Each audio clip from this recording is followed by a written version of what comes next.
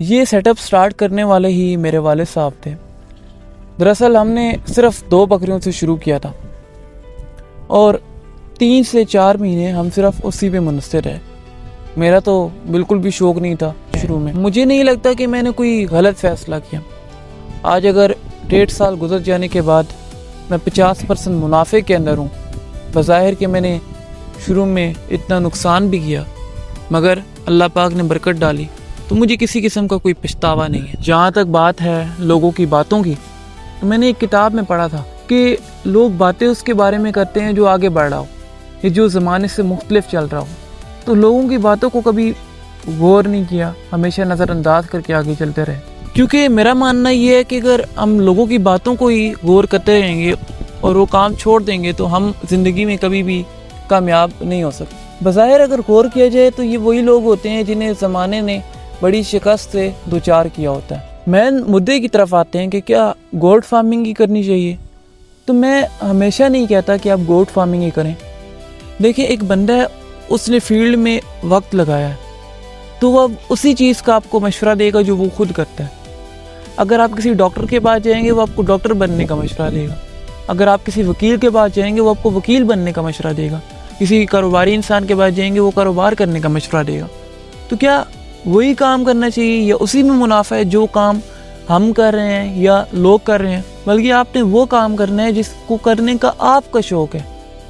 اگر زمانے والے آپ کو کہتے ہیں نا کہ یہ کام نہ کرو، اس میں منافع نہیں ہے، اس میں نقصان ہے، آپ بولو کہ مجھے شوق ہے، میں نے کرنا ہے، اور جب آپ وہ کام کرتے ہیں تو آپ اس فیلڈ کے اندر کامیاب لوگوں کو دیکھیں کہ وہ کامیاب ہوئے تو کیسے ہوئے۔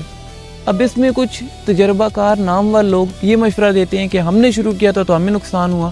تو دیکھیں جناب، اگر آپ کو اس میں نقصان ہوا تو ضروری نہیں ہے کہ کرنے والے کو بھی اس میں نقصان ہو۔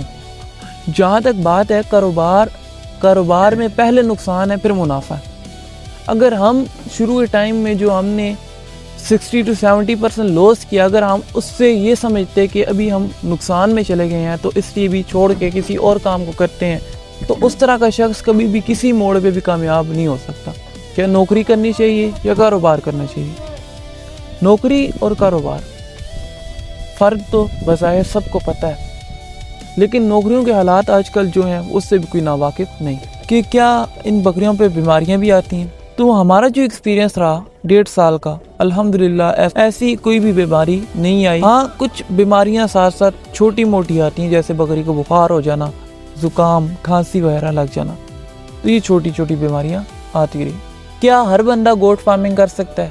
تو لائف سٹاک کی جتنی بھی فارمنگ ہے، چاہے وہ گوٹ فارمنگ ہو، چاہے پولٹری فارمنگ ہو، چاہے کاؤ، چاہے ملک فارمنگ ہو، جس قسم کی بھی فارمنگ ہے، اس میں سب سے جو ڈیفیکلٹ فارمنگ ہے وہ ہے گوٹ فارمنگ۔ اس کے اندر ڈیفیکلٹی اس وقت آتی ہے، مشکلات اس وقت آتی ہیں جب آپ کو 24 گھنٹے ان کے لیے وقف کرنے پڑتے ہیں، جب آپ کو 24 گھنٹے ان کے لیے پابند رہنا پڑتا ہے، صبح ہو، دن ہو، شام ہو، رات ہو، آپ نے ان کے پاس رہنا پڑتا ہے۔